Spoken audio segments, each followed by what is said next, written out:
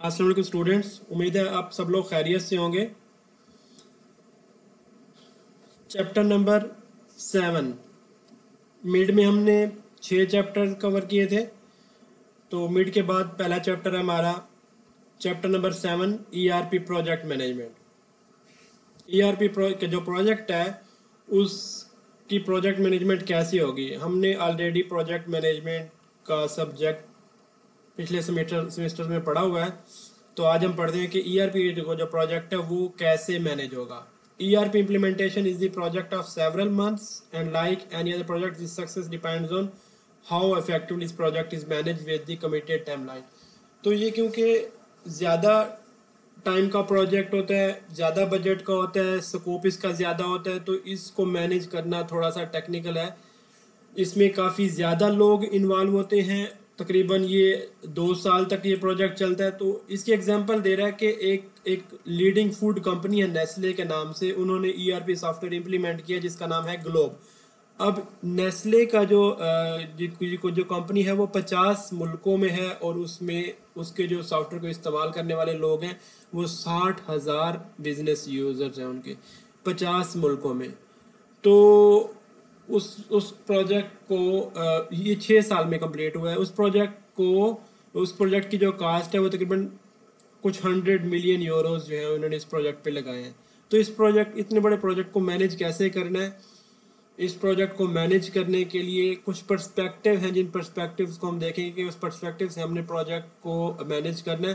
पहला पर्सपेक्टिव है integration management, दूसरा है स्कोप मैनेजमेंट, तीसरा टाइम, चौथा कॉस्ट, पांचवा क्वालिटी, छठा ह्यूमन रिसोर्स, सातवां कम्युनिकेशन मैनेजमेंट, आठवां रिस्क मैनेजमेंट और नौवां प्रोक्योरमेंट मैनेजमेंट।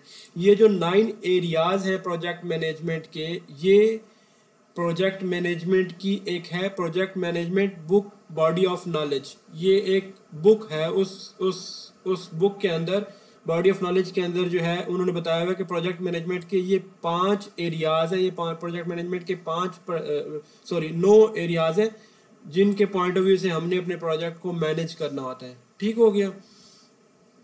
इन एरियाज को हम बारी बारी आगे देखेंगे। Project management is directly responsible for few deliverables. Project management का मतलब ये होता है कि आपके जो डिलीवरेबल्स हैं वो अच्छे तरीके से डिलीवर हो। Project management need to monitor and track all activities in the project. Project management का मकसद ये है कि आपकी जो एक्टिविटीज़ हैं उनको मॉनिटर किया जा सके और उनको ट्रैक किया जा सके। Project manager is the single face to customer senior management. जो प्रोजेक्ट मैनेजर होगा वो एक सिंगल फेस होगा जिससे सारी प्रोजेक्ट की इंफॉर्मेशन ली जा सकेगी। 9 एरियाज पे बाद में आते हैं। उससे पहले है कि प्रोजेक्ट का हमारा मकसद है कि प्रोजेक्ट को पहले स्कोप डिफाइन किया जा सके। स्कोप मैंने आपको ऑलरेडी बताया। स्कोप का मतलब ये होता है कि आपने इस प्रोजेक्ट में क्या करना है और क्या नहीं करना। स्कोप का मतलब होता है क्या करना है, what to do and what not to do. Scopes are all those activities which need to be done as a part of the project. उसमें ऐसी तमाम सारी एक्टिविटीज जो प्रोजेक्ट में आपने करनी होती हैं। 9 लीवर्स ऑफ ईआरपी स्कोपिंग। अब हमने 9 पर्सपेक्टिव से देखना है कि प्रोजेक्ट का स्कोप किस तरीके से डिफाइन करना है। जो ऊपर 9 मैनेजमेंट दिए हुए हैं वो नेक्स्ट आगे डिस्कस होंगे। ये जो 9 पर्सपेक्टिव है प्रोजेक्ट स्कोपिंग के, वो हमने कैसे डिसाइड करने हैं। पहला है लोकेशन स्कोप। लोकेशन स्कोप दूसरा है बिजनेस स्कोप, तीसरा है process scope, application scope, interface scope, report scope, data migration, user और टेक्नोलॉजी स्कोप। अब लोकेशन स्कोप का मतलब ये है कि हो सकता है कि एक कंपनी की जो फैक्ट्रीज हैं, वेयर हाउसेज हैं, डिस्ट्रीब्यूशन सेंटर्स हैं, वो जियोग्राफिकली फैले हों मुख्तलिफ कंट्रीज में मुख्तलिफ लोकेशंस के ऊपर। तो हमने डिसाइड करना है कि ये जो ईआरपी सॉफ्टवेयर है वो किस लोकेशन के ऊपर जाके इंस्टॉल होगा, किस लोकेशन के ऊपर होगा या किस लोकेशन पे नहीं होगा। मिसाल के तौर पे ये कंपनी का कह रहा है कि हेड ऑफिस मुंबई में है, तो उसकी जो लोकेशन है, हमारा जो ईआरपी सॉफ्टवेयर है वो कहाँ कहाँ पे कवर्ड होगा। हेड ऑफिस में लगेगा वो सॉफ्टवेयर, मुंबई में लगेगा, और उसके जो प्लांट्स हैं कंपनी के वो अहमदाबाद और पुणे में है, तो वो अहमदाबाद और पुणे में उसके जो है वो इम्प्लीमेंटेशन होगी। सेंट्रल वेयर हाउस अगर मुंबई में, बेंगलोर, दिल्ली, कलकत्ता में है, चेन्नई, हैदराबाद में, तो इसके सेंट्रल वेयर हाउसेज में वो ईआरपी सॉफ्टवेयर लगेगा। All distribution centres connected to these 6 warehouses, तमाम डिस्ट्रीब्यूशन सेंटर्स में वो वाला सॉफ्टवेयर ईआरपी चलेगा। किस लोकेशन के ऊपर वो वाला सॉफ्टवेयर नहीं होगा? Location scope. Contract manufacturers at, ये कॉन्ट्रैक्ट मैन्युफैक्चरर्स चेन्नई कलकत्ता में जो है ना, यहाँ पे नहीं होगा। थर्ड पार्टी वेयर हाउस में भी जो है ये सॉफ्टवेयर नहीं चलेगा। किस जगह पे ये सॉफ्टवेयर चलेगा और किस जगह पे ये वाला सॉफ्टवेयर नहीं चलेगा? Location scope. ठीक हो गया। दूसरा है बिजनेस स्कोप। प्रोजेक्ट मैनेजमेंट पढ़ रहे हैं अपने ईआरपी सॉफ्टवेयर की, ईआरपी सॉफ्टवेयर के प्रोजेक्ट मैनेजमेंट में हम स्कोप पढ़ रहे हैं कि आपका जो स्कोप है, जिस हमारा जो सॉफ्टवेयर है ईआरपी का, वो क्या होगा और क्या नहीं होगा, कहाँ चलेगा कहाँ नहीं चलेगा। तो वो लोकेशन स्कोप है। दूसरा है बिजनेस स्कोप।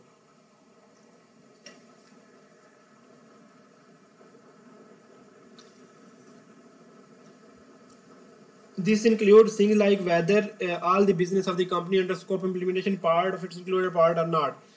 अब बिजनेस में वो कह रहा है कि for example A company can decide that it will do implementation only for the domestic business. मिसाल के तौर पे एक ऐसी कंपनी जिसका डोमेस्टिक बिजनेस है, उसको वहां से 95% प्रॉफिट आता है। एक जिसका डोमेस्टिक बिजनेस है उससे 95% प्रॉफिट आता है, और एक है एक्सपोर्ट बिजनेस, उस सेम कंपनी का एक्सपोर्ट बिजनेस है, उसको उससे 5% जो है वो प्रॉफिट आता है। ठीक है। तो अब वो कह रहा है कि हमने बिजनेस में जो 95% हमारा डोमेस्टिक बिजनेस है उधर ईआरपी सॉफ्टवेयर लगाना है, एक्सपोर्ट बिजनेस में वो ईआरपी सॉफ्टवेयर नहीं लगेगा। ठीक है। मिसाल के तौर पर एग्जांपल दे रहा है कि एक कंपनी है आईटीसी के नाम से, इंडियन टोबैको कंपनी है, तो उसमें बिजनेस एरियाज है, उनके टोबैको बेचते हैं, फूड बेचते हैं, माचिस है और अगरबत्ती है। तो इसमें वो कह रहा है कि ये क्योंकि सेम मिलते जुलते बिजनेस हैं, इसमें वो ईआरपी लगाना चाहते हैं, और जबकि वो उनके उस कंपनी के और बिजनेस भी है। मिसाल के तौर पे उनके होटल्स हैं और हॉस्पिटैलिटी बिजनेस है, उसमें वो ईआरपी नहीं लगाएंगे। बिजनेस स्कोप, अपने बिजनेस एरियाज डिफाइन कर लिए कि 4 बिजनेस एरियाज हैं, टोबैको, फूड, मैचेस और अगरबत्ती, उसमें वो अपना ईआरपी सॉफ्टवेयर लगाएंगे, जबकि होटल और हॉस्पिटैलिटी बिजनेस में अपना ईआरपी सॉफ्टवेयर नहीं लगाएंगे। बिजनेस स्कोप है। दूसरा है बिजनेस स्कोप। तीसरा है प्रोसेस स्कोप। प्रोसेस स्कोप का मतलब यह है कि आपका जो प्रोसेस है कंपनी में, उसके पॉइंट ऑफ व्यू से हमने बताना है कि कौन सा प्रोसेस को हमने ईआरपी में लेके आना है और कौन सा प्रोसेस हमने ईआरपी में लेके नहीं आना। मिसाल के तौर पे सेम डिपार्टमेंट के अंदर भी कुछ प्रोसेस होंगे जो हम ईआरपी में होंगे, कुछ प्रोसेस जो कि ईआरपी में नहीं होंगे। मिसाल के तौर पे प्रोक्योरमेंट का डिपार्टमेंट है। प्रोक्योरमेंट का मतलब होता है चीज़ें खरीदना। प्रोक्योरमेंट ऑफ मटेरियल के अंदर, ये प्रोक्योरमेंट का डिपार्टमेंट है, प्रोक्योरमेंट के मटेरियल के अंदर कौन सा प्रोसेस हमने कंप्यूटराइज करना है, कौन सा प्रोसेस हमने ईआरपी पे नहीं लेके आना। प्रोक्योरमेंट के अंदर परचेज रिक्विजिशन होनी चाहिए, डिवीजन 1 में, डिवीजन 2 में, डिवीजन 3 में भी होगी। परचेज ऑर्डर भी जनरेट होगा ईआरपी सॉफ्टवेयर से, गुड्स की रसीद भी निकलेगी, इनवाइस की वेरिफिकेशन भी होगी, आरएफक्यू रिक्वेस्ट फॉर कोटेशन भी इसमें से जनरेट होगी। डिवीजन 3 में नहीं होगी, जो क्रॉस नहीं लगा हो तो इसका मतलब है उसमें नहीं होगा। आउटलाइन परचेज एग्रीमेंट जो है ना, वो ईआरपी सॉफ्टवेयर में से ये नहीं होगा। इन्वेंट्री मैनेजमेंट जो है उसका जो प्रोसेस है, उसमें जो रिजर्वेशन है, रिजर्वेशन का जो प्रोसेस है, एक्टिविटी है, वो डिवीजन 3 में नहीं होगी। ठीक है। सेम डिपार्टमेंट में कोई ऐसा प्रोसेस है जो ईआरपी में अवेलेबल नहीं होगा या नहीं होगा, प्रोसेस के पॉइंट ऑफ व्यू से। Application scope. एप्लीकेशन स्कोप का मतलब ये है कि आपकी जो डिपार्टमेंट्स है मल्टीपल, मिसाल के तौर पे फाइनेंस अकाउंट्स हो गया, प्रोक्योरमेंट हो गया, इन्वेंट्री हो गया, तो ये मल्टीपल जो डिपार्टमेंट्स हैं उसके जो फंक्शनल एरियाज हैं, आपकी कंपनी के अंदर जो फंक्शनल एरियाज हैं, उसमें उसके पॉइंट ऑफ व्यू से क्या जो फीचर है वो ईआरपी में होगा, कौन सा फीचर ईआरपी में नहीं होगा, हम डिसाइड करेंगे स्कोप। उसके बाद जो है ना हम लिखेंगे स्कोप को कि ये हमारे ईआरपी सॉफ्टवेयर जो है वो कहाँ कहाँ पे इम्प्लीमेंट होगा। अच्छा, हम चौथे पॉइंट ऑफ व्यू से देख रहे हैं एप्लीकेशन के स्कोप, फंक्शनैलिटी के पॉइंट ऑफ व्यू से, फंक्शनल एरिया के पॉइंट ऑफ व्यू से। प्रोडक्ट प्लानिंग का जो है वो फंक्शनल एरिया है। प्रोडक्ट प्लानिंग के अंदर डिमांड मैनेजमेंट स्कोप में होगी, मटेरियल रिक्वायरमेंट स्कोप में होगी। प्रोडक्ट की जो कास्ट प्लानिंग है वो स्कोप में नहीं होगी, तो ये वाला प्रोसेस जो है वो ईआरपी में नहीं होगा। ठीक हो गया। ये वाली फंक्शनैलिटी ईआरपी में नहीं होगी, उसमें उस ईआरपी में प्रोडक्ट की जो कॉस्ट है उसकी प्लानिंग नहीं होगी, प्रोडक्ट की कॉस्ट प्लानिंग नहीं होगी। Sales and distribution, sales and distribution का अगर हम फंक्शनल एरिया देखें तो सेल्स प्लानिंग होगी, सेल्स ऑर्डर प्रोसेस होगी, शिपिंग एंड ट्रांसपोर्टेशन उसकी ईआरपी के अंदर होगा, स्टॉक ट्रांसफर होगा, सेल्स एंड बिलिंग भी होगी, उसमें सेल्स रिटर्न नहीं होगी। उस ईआरपी सॉफ्टवेयर में सेल्स रिटर्न की ऑप्शन नहीं है। कोई चीज़ अगर सेल्स कर दी तो वापस उस सॉफ्टवेयर में नहीं डलेगी सेल रिटर्न। ठीक हो गया, ठीक हो गया। इसी तरीके से हमने इंटरफेस स्कोप देखना है कि हमारा जो सॉफ्टवेयर है वो कितने और ईआरपी सॉफ्टवेयर से कम्युनिकेट करेगा। अच्छा, ये इंटरफेस का मैंने आपको बताया था कि इंटीग्रेशन मकसद होता है। इंटीग्रेशन का मतलब कि any time when ERP decision is taken the company is running with A set of legacy application. होता क्या है कि ऑलरेडी कुछ लेगेसी सॉफ्टवेयर चल रहे होते हैं, तो उन सारे उन सारे लेगेसी पुराने सॉफ्टवेयर को रिप्लेस नहीं करना होता। It is wrong assumption that ERP will replace all of this. ERP उनको रिप्लेस नहीं करेगी, तो ईआरपी में जब रिप्लेस नहीं करेगी तो ईआरपी उनसे कम्युनिकेट करेगी, डाटा एक्सचेंज करेगी, डाटा ट्रांसफर करेगी। There can be specialized system which is required for a particular business process and ERP does not support it. There can be system which company management don't want to change as they believe that। अच्छा, उन software को हटाना नहीं होता क्योंकि वो ज़रूरत होते हैं वो कंपनी के लिए, तो उन सॉफ्टवेयर को हटाना नहीं है, उनके साथ डाटा कम्युनिकेट करना। मिसाल के तौर पे इंटरफेस विद डिज़ाइन सिस्टम, हमारा ईआरपी जो सिस्टम है वो उसने किसी डिज़ाइन सिस्टम के साथ इंटीग्रेट करना है।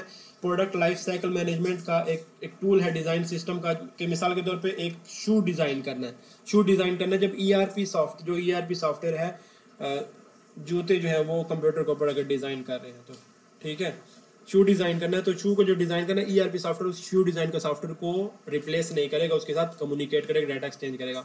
Interface with shop floor control system, shop floor control system के साथ वो ये आपको समझ आएगा। Interface with point of sale system, मिसाल के तौर पे जो पॉइंट ऑफ सेल सिस्टम पड़े हुए हैं, पॉज सिस्टम पड़े हुए हैं दुकानों के ऊपर, तो जो हमारा ईआरपी होगा वो उन पॉज सिस्टम को रिप्लेस नहीं करेगा, उनके साथ बातचीत करेगा।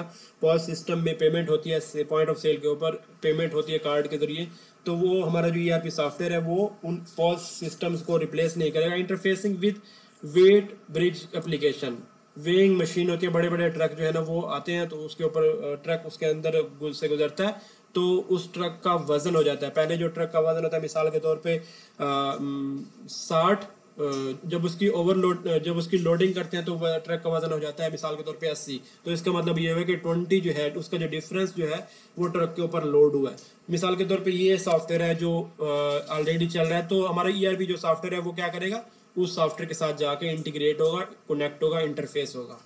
ठीक है। Interface with laboratory management information system, जो लैब के इंफॉर्मेशन सिस्टम होते हैं उनके साथ क्या करना है, इंटीग्रेट करना है। Interface with specialised industry application, मिसाल के तौर पे ये कह रहा है कि एक ईआरपी सॉफ्टवेयर जो हमारा है वो एयरलाइन इंडस्ट्री का अगर हमारा ईआरपी सॉफ्टवेयर, तो एयरलाइन में ऑलरेडी बड़े बड़े प्लेयर्स बैठे हुए हैं, जो बड़े बड़े सॉफ्टवेयर हैं उनके साथ जाके इंटीग्रेट करना है। मिसाल के तौर पर अगर आपने ईआरपी सॉफ्टवेयर अप्लाई करना है, पीआईए को देना है, तो ईआरपी जो सॉफ्टवेयर पीआईए का होगा वो ये गैलीलियो जो सॉफ्टवेयर है उसके साथ जाके इंटीग्रेट होगा। मिसाल के तौर पे एक और सिस्टम है डीनाटा के नाम से, तो डीनाटा जो है उसके साथ जाके जहाँ से आपको जो एयरलाइंस है उनकी टिकट, उनकी अवेलेबिलिटी वगैरह का जो सिस्टम है उसके साथ जाके वो इंटरफेस हो जाएगा, इंटीग्रेट हो जाएगा। तो कहने का मतलब यह है कि आपने अपने ईआरपी सॉफ्टवेयर को देखना है कि वो किन किन सॉफ्टवेयर्स के साथ जाके इंटीग्रेट होगा, उसका इंटरफेस किस किस सॉफ्टवेयर के साथ जाके होगा। इंटरफेस के पॉइंट ऑफ व्यू से अपना स्कोप डिसाइड करना है। पांचवा है रिपोर्ट स्कोप। आपकी जो ईआरपी सॉफ्टवेयर है उसमें से किस किस्म की रिपोर्ट्स निकलनी चाहिए, किस किस किस्म की रिपोर्ट्स निकलनी चाहिए। आपका जो ईआरपी सॉफ्टवेयर उसमें परचेज ऑर्डर की समरी निकलनी चाहिए, परचेज ऑर्डर का डिटेल होना चाहिए। परचेज ऑर्डर वो ऑर्डर होता है जो हमें मटेरियल प्रोवाइड करता है उसको भेजते होते हैं कि हमने ये चीज़ें परचेज करनी है। पर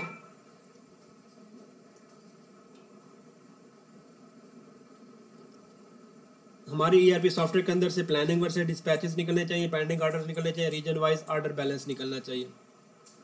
ठीक है। अभी एग्जांपल दे रहा है कि हमारा जो ईआरपी सॉफ्टवेयर है वो इन सॉफ्टवेयर के साथ कम्युनिकेट करता है, तो इसका स्कोप डिसाइड होता जा रहा है कि इसमें हमारा जो ईआरपी सॉफ्टवेयर है वो किन किन और सॉफ्टवेयर से, ये फूड रिटेलर कोई है कंपनी, उसके और इन सॉफ्टवेयर के साथ, ये बाहर के सॉफ्टवेयर हैं सारे, ये ईआरपी सॉफ्टवेयर है खुद, ये इन बाहर वाले सॉफ्टवेयर के साथ जो है वो कम्युनिकेट करेगा। अब डाटा माइग्रेशन के पॉइंट ऑफ व्यू से हमने स्कोप डिसाइड करना है। डाटा माइग्रेशन के पॉइंट ऑफ को मतलब ये है कि आपका जो डाटा है वो इन ईआरपी सॉफ्टवेयर बिफोर गोड live lots of data elements need to be migrated from.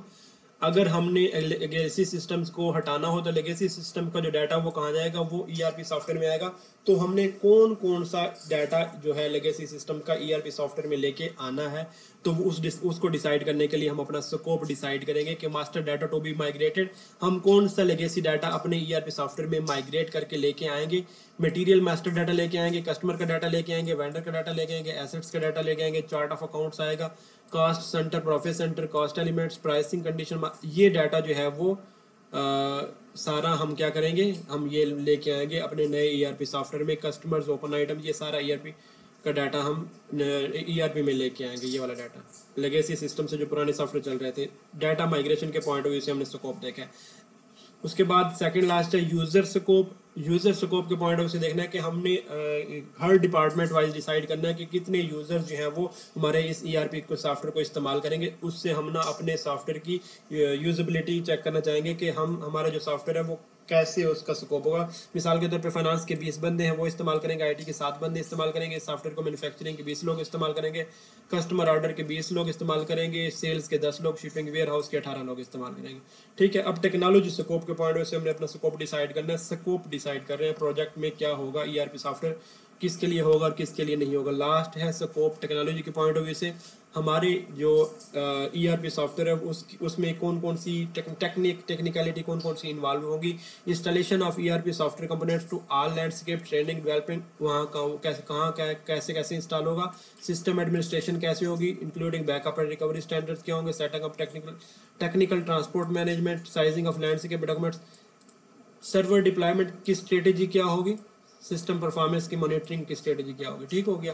Technical IT की जो टेक्निकलिटी है उसके पॉइंट से हम देखेंगे जो ईआरपी सॉफ्टवेयर है उसका स्कोप क्या होगा।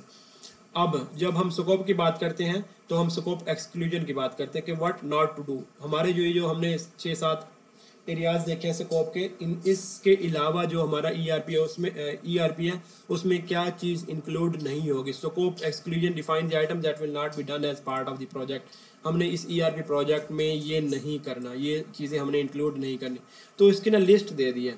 ठीक है, list of items excluded from consulting company scope, ये हम इसमें नहीं होगा। Installation of operating systems, Windows की इंस्टॉलेशन नहीं करेंगे इन ईआरपी सॉफ्टवेयर में। हमें विंडोज़ की इंस्टॉलेशन ऑलरेडी जो है वो कराई हुई मिलनी चाहिए। Create a disaster recovery plan, disaster recovery जो साइट है वो नहीं बनाएगी इस ईआरपी सॉफ्टवेयर में। Trainings on subject other than the relevant of year, कोई और ट्रेनिंग इसमें इन्वॉल्व नहीं होगी। Manage telecommunication facilities and network, कोई टेलीकम्युनिकेशन का जो सेटअप है वो इन्होंने इस ईआरपी सॉफ्टवेयर में नहीं बनाना। Manage legacy application in the interim, ठीक है।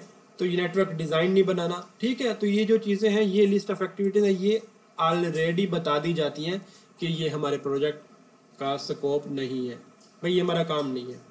ठीक है, कोई अगर कहे आपको कि ये काम करना है, आपने ऑफिस MS ऑफिस के लाइसेंस लेके देने हैं, नेटवर्क को डिज़ाइन करना है इस ईआरपी की, वो कहेंगे भाई हमारा काम नहीं है। ठीक है।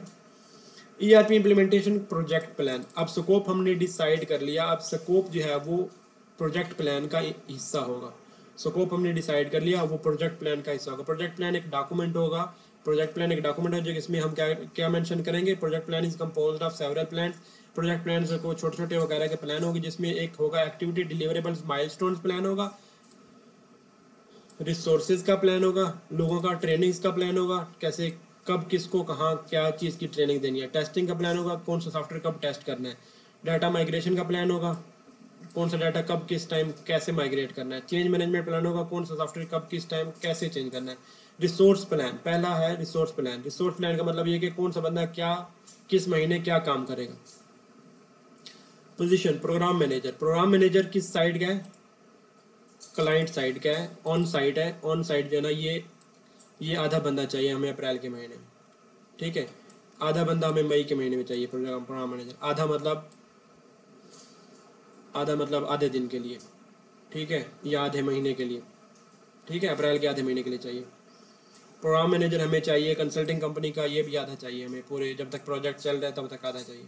रिसोर्स प्लान देख रहे हैं हमने, कौन कौन सा बंदा किस टाइम पे क्या काम करेगा। ठीक है, इंटीग्रेशन मैनेजर चाहिए हमें, डाटा मैनेजर चाहिए। इंटीग्रेशन मैनेजर हमें 0-0 चाहिए, पहले 2 महीने नहीं चाहिए, आखिरी 3 महीने भी इंटीग्रेशन मैनेजर नहीं चाहिए। डिपेंडिंग ऑन द रिक्वायरमेंट, ठीक है, वो बंदा किस टाइम किस वक्त चाहिए। रिसोर्स प्लान जो है वो हमारे प्रोजेक्ट प्लान का हिस्सा है। प्रोजेक्ट प्लान में हमने स्कोप डिसाइड कर लिया पहले, अब हम देख रहे हैं कि रिसोर्स प्लान क्या होगा। रिसोर्स प्लान में पे आए, यहाँ पे ये लोग हैं, कौन सा बंदा कहाँ चाहिए, ऑन साइट चाहिए, कितने, 3 चाहिए, 3 बंदे चाहिए। अप्रैल में ना 3 बंदे चाहिए, सेल्स एंड डिस्ट्रीब्यूशन के 3 बंदे चाहिए। ठीक है, उन्हीं रिसोर्स प्लान को हम इस शक्ल में देखा है इन्होंने। Project procedures and standards for governance, कोई स्टैंडर्ड फॉलो करना है। ठीक है, चेंज रिक्वेस्ट मैनेजमेंट स्टैंडर्ड, अगर कोई चेंज करना है तो उसमें कौन सा हमने स्टैंडर्ड फॉलो करना है। चेंज रिक्वेस्ट का कौन सा स्टैंडर्ड फॉलो करना है। इश्यू मैनेजमेंट स्टैंडर्ड कौन सा फॉलो करना है। प्रोजेक्ट मैनेजमेंट कम्युनिकेशन स्टैंडर्ड कौन सा फॉलो करना है। Project monitoring and status reporting standard, testing standard, system configuration standard. Standards मतलब standard procedure, development strategy and standard, authorisation standard. ठीक है, project documentation standard, project status report, ये जो standards हैं ये कौन सा हमने फॉलो करना है। ठीक हो गया। नेक्स्ट है प्रोजेक्ट चार्टर। प्रोजेक्ट चार्टर एक प्रोजेक्ट प्लान की समरी होती है, जो हम प्रोजेक्ट को स्टार्ट होने से पहले जो है वो जो प्रोजेक्ट का ऑनर होता है उससे साइन करवाते हैं कि हम इस प्रोजेक्ट को स्टार्ट करने लगे।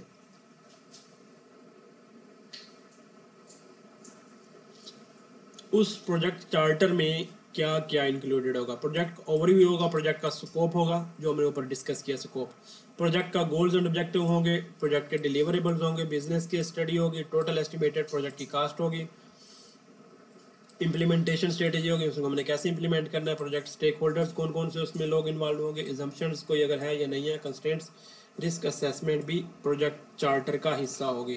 ठीक है, प्रोजेक्ट चार्टर हमारे पास होगा तो हम प्रोजेक्ट स्टार्ट कर सकेंगे। तो प्रोजेक्ट चार्टर प्रोजेक्ट मैनेजमेंट के अंदर आता है, तो इस वजह से प्रोजेक्ट मैनेजमेंट में अच्छा इसकी ना सैम्पल इसने टेबल ऑफ कंटेंट दे दिया कि प्रोजेक्ट चार्टर के अंदर ना ये चीज़ें होंगी, ये 5 उसने बताया।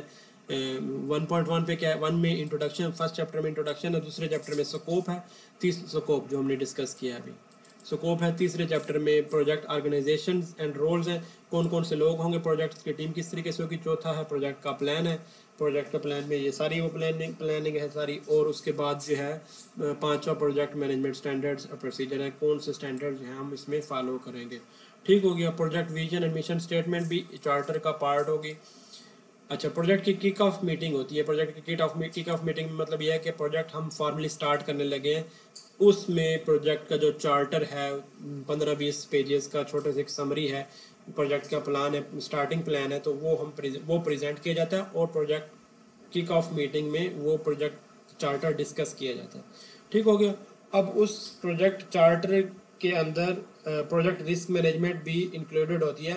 रिस्क मैनेजमेंट मैंने आपको ऑलरेडी पढ़ाई हुई है, तो उस रिस्क मैनेजमेंट में जो रिस्क हैं वो स्पेसिफिक टू ईआरपी प्रोजेक्ट जो हैं वो यहाँ पे उसने डिस्कस किए हुए हैं। यहाँ यहाँ ये डायग्राम की शक्ल में उसने बताए हुए हैं कि कौन कौन से रिस्क जो होंगे वो इन्वॉल्व हो सकते हैं। ठीक है, न्यू टेक्नोलॉजी, ईआरपी सॉफ्टवेयर एक न्यू टेक्नोलॉजी है, तो न्यू टेक्नोलॉजी का रिस्क हो सकता है।